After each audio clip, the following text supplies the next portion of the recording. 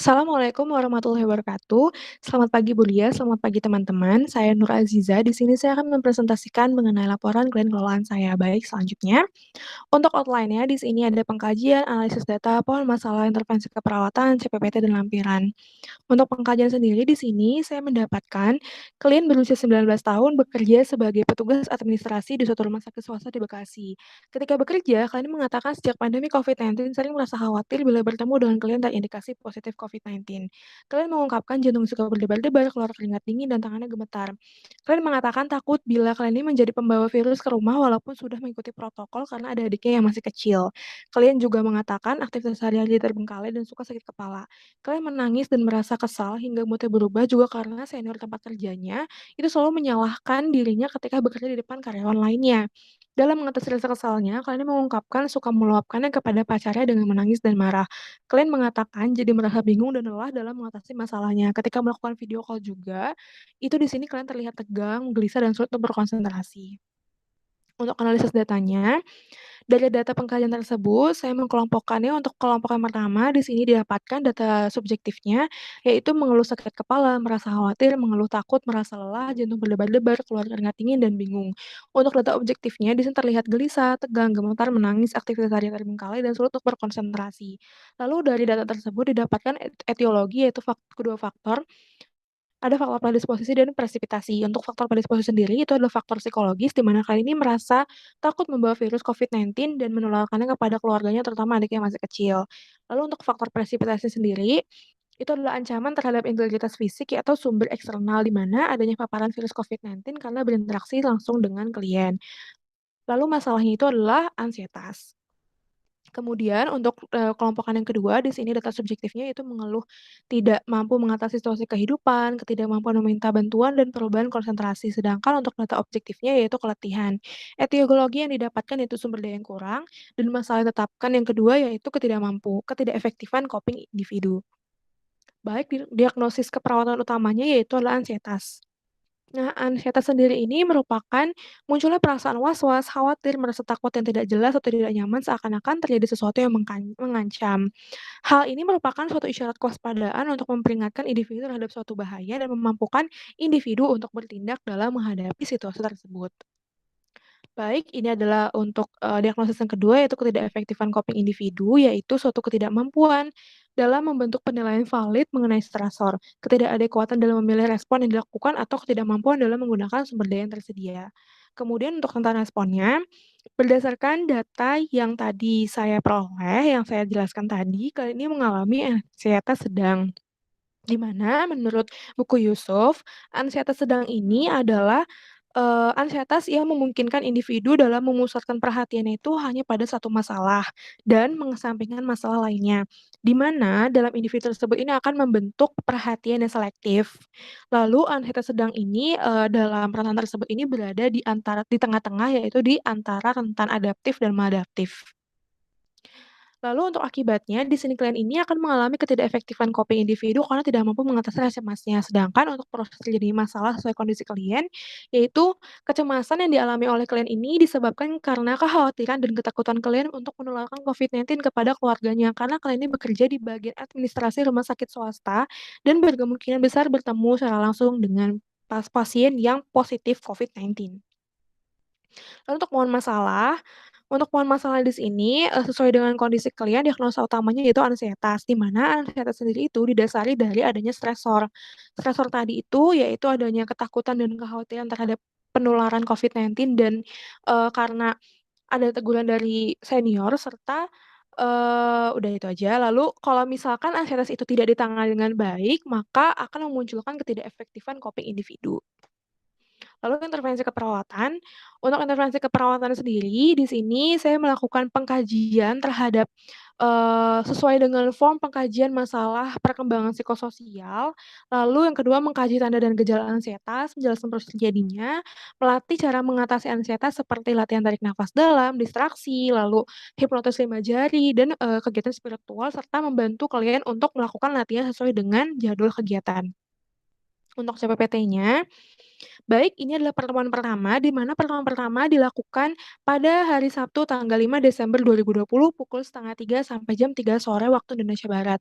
Di mana untuk data subjektif dan objektifnya seperti yang telah disebutkan saya tadi, dan intervensinya di sini, adalah yang pertama melakukan pengkajian sesuai dengan form pengkajian masalah psikososial, melakukan, pengkajian tambahan terkait ansietas, menjelaskan tanda dan gejala ansietas, prosesnya, lalu membantu melakukan latihan yang pertama yaitu latihan teknik nafas dalam, lalu membantu kalian untuk melakukan latihan sesuai dengan jadwal kegiatan. Untuk evaluasinya sendiri, untuk evaluasi subjektif yaitu kalian ini mengatakan senang dan lebih lega setelah dilakukannya diskusi serta mengetahui cara mengatasi rasa cemasnya. Lalu untuk objektifnya, kalian ini sudah mampu mengetahui cara untuk mengatasi kecemasan dengan menyebutkan dan mempraktikkan kembali teknik nafas dalam. Lalu asesmennya masih teratasi sebagian. Untuk planning-nya perlu lakukan pertemuan lanjutan yaitu pada hari Sabtu 12 Desember pukul 8 malam untuk melihat perkembangan tingkat kecemasan yang dirasakan oleh klien dan mendiskusikan kembali beberapa cara lainnya yaitu teknik distraksi. Untuk RTL di sini, klien mengatakan ingin melakukan teknik nafas dalam setiap hari 2 kali sehari saat istirahat dan sebelum tidur yaitu pukul 12 siang dan jam 10 malam waktu Indonesia Barat. Nah, untuk, intervensi yang pertama ini saya melakukannya bersamaan pada waktu ketika saya melakukan pengkajian. Lalu untuk pertemuan kedua di sini, Sabtu 12 Desember 2020 pukul 8 sampai setengah 9 malam, di mana diperoleh saya mengkaji tambahan lagi, yaitu data subjektifnya di sini sedikit khawatir, masih merasa takut dan cepat lelah, sama sakit kepalanya sudah berkurang. Lalu untuk data objektifnya di sini kalian ini masih terlihat gelisah, konsentrasinya sudah menjadi lebih baik, dan bisa beraktivitas dengan baik. Untuk intervensinya, saya melakukan evaluasi latihan teknik nafas dalam atau latihan yang sebelumnya, lalu membantu untuk melatih cara mengatasi cemas lainnya, itu dengan teknik distraksi, dan membantu kalian untuk melakukan latihan sesuai dengan jadwal yang telah ditentukan. Untuk evaluasinya, ada subjektif di sini, kalian ini merasa senang dan bersemangat ketika melakukan latihan teknik distraksi dalam mengatasi rasa cemasnya.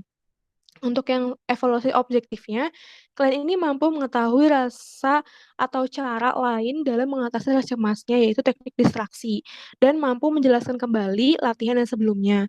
Di sini asesmennya itu sudah teratasi sebagian, lalu untuk planning-nya dilakukan, penanganan lanjutan yaitu pada hari Minggu tanggal 20 Desember pukul 5 sore untuk melihat perkembangan latihan yang telah dilakukan dan rasa cemasnya serta untuk mendiskusikan cara ketiga yaitu hipnotis 5 jari. Untuk RTL sendiri di sini kalian ini mengatakan ingin melakukan teknik distraksi yaitu menonton film dan memasak.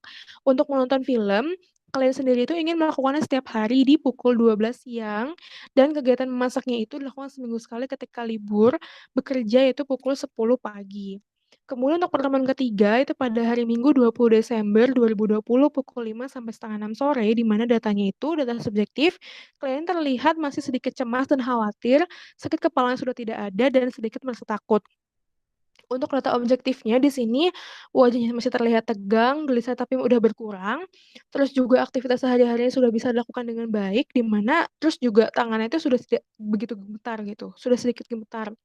Intervensi yang dilakukan di sini, saya mengevaluasi latihan distraksi yang telah dilakukan, lalu membantu melatih cara lain untuk mengatasi cemasnya, yaitu dengan hipnotis 5 jari dan membantu kalian untuk melakukan latihan sesuai dengan jadwal yang telah ditetapkan bersama. Untuk evaluasinya, evaluasi subjektifnya di sini, kalian ini merasa senang dan lebih lega dari adanya latihan pada hari ini dalam mengatasi rasa cemasnya dan khawatirnya. Kemudian untuk objektif, di sini evaluasi itu kalian ini mampu mengetahui dan menyebutkan kembali teknik hipnotis 5 jari untuk mengatasi rasa cemasnya. Selain untuk mengetahui dan menyebutkan, juga kalian ini bisa mempraktikkan dengan baik. Kemudian untuk asesmennya di sini masalah teratasi sebagian. Lalu untuk planningnya perlu penanganan lanjutan yaitu pada hari Selasa 29 Desember 2020 pukul 11:30 siang, yaitu untuk melihat perkembangan, dari latihan dan tingkat kecemasan klien, serta mendiskusikan kembali saat terakhir yaitu kegiatan spiritual. Untuk RTL sendiri, klien ini mengatakan ingin melakukan latihan teknik hipnotis 5 jari ketika merasa cemas dan melakukannya setiap hari ketika istirahat kerja ataupun ingin tidur yaitu pukul 12 siang dan pukul 10 malam. Ini adalah pertemuan terakhir, yaitu pada hari Selasa 29 Desember 2020 pukul setengah 12 sampai 12 siang, di mana diperoleh data subjektifnya, klien ini mengatakan rasa cemas dan khawatir sudah bisa dikontrol. Gemetar yang dirasakan sudah tidak seperti sebelum melakukan tindakan, lalu juga sakit kepala sudah tidak ada, rasa takutnya juga sudah membaik atau tidak separah sebelum dilakukan tindakan, dan rasa lelahnya juga bisa diatasi. Untuk data objektifnya, di sini wajahnya sudah tidak tegang ataupun gelisah, terus tangannya juga sudah tidak gemetar, lebih terlihat ceria, dan mampu melakukan kegiatan sehari-hari seperti biasa. Lalu untuk intervensinya, di sini saya tetap melakukan evaluasi latihan sebelumnya, yaitu latihan teknik hipnotis 5 jari, lalu membantu untuk melatih mengatasi rasa cemasnya itu dengan kegiatan spiritual, dan membantu kalian untuk melakukan latihan sesuai dengan jadwal kegiatan. Lalu untuk, evaluasinya, di mana untuk evaluasi subjektifnya di sini kalian merasa lebih tenang dan bisa mengendalikan rasa cemasnya dengan baik, serta kalian juga mengatakan bisa memilih cara yang tepat ketika rasa cemasnya itu datang. Lalu untuk, evaluasi objektifnya di sini kalian ini sudah mampu mengetahui dan mengatasi rasa cemasnya dengan menyebutkan kembali kegiatan spiritual yang telah dilakukan dan mengingat cara-cara, lainnya, dalam mengatasi rasa cemasnya. Lalu untuk asesmennya di sini masalah dapat teratasi dengan baik, lalu untuk planning-nya tindakan dihentikan tapi tetap melanjutkan mengingatkan klien lakukan latihan sesuai dengan jadwal yang telah disepakati.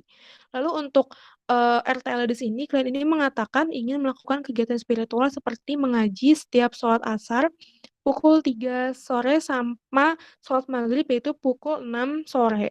Lalu untuk maaf, tambahan untuk yang planning-nya tadi mengingatkan kliennya ini, dari hari Selasa 29 Desember sampai tanggal 4 Januari nanti. Lalu ini adalah lampirannya. Di sini ada inform consent yang saya berikan kepada klien. Contohnya, bukan contoh, ini form yang saya berikan. Lalu ini bentuknya. Ini hasilnya. Kalian menyetujui. Lalu ini jadwal kegiatan harian klien pada minggu pertama. Lalu ini teknik yang kedua, teknik distraksi pada minggu kedua. Lalu untuk teknik hipnotis 5 jari. Lalu inilah kegiatan spiritual yang telah berakhir pada 4 Januari kemarin. Ya, 4 Januari ini. Ini daftar pustaka yang saya gunakan. Oke, sekian dari presentasi dari kelolaan saya. Kurang lebihnya mohon maaf. Wassalamualaikum warahmatullahi wabarakatuh.